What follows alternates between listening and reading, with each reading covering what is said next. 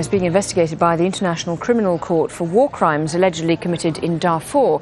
But Sudan's president says he's a peacemaker, and he told Darfuris this during a visit which began on Wednesday. Omar al-Bashir's promises of roads and schools for the war-torn state were welcomed by applause from the people of Darfur. Mohammed Adow was with al-Bashir when he arrived in the northern town of Fasher and stayed behind to gauge reaction. Impoverished by the raging conflict in Darfur, Al-Fadil Hamid, a resident of Al-Bashir town, has no meaningful employment. He sells a few onions and potatoes at the local market to feed his family. He attended a rally addressed by President Omar al-Bashir. He says he still yearns for a face-to-face meeting with the president. I would have asked him for peace.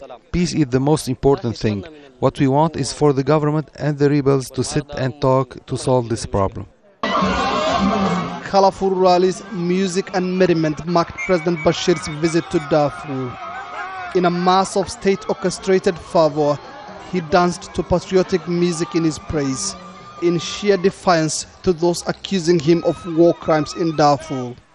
Thousands came out to welcome him in Darfur's three main towns, Fasher, Niala and Jazeera. But how much of this outpouring of affection represents the real feeling towards the president in the region? Not all of it we found out, at least in Al-Fasher town. This president has no credibility.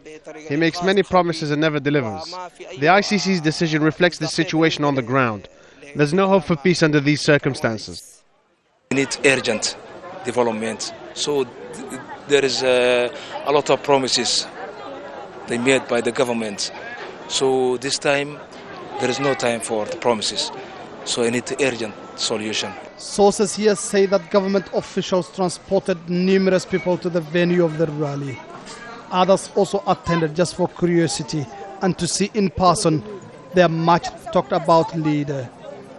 The president's message of peace and development for this region ought to have gone down well with its residents. These people have lacked peace and development for the last 5 years. Few are ready to divulge their real opinions about what the president said. But for those who do, they say they will only believe it when they see it being implemented. Mohammed Adow, Al Jazeera, Fasher, North Darfur.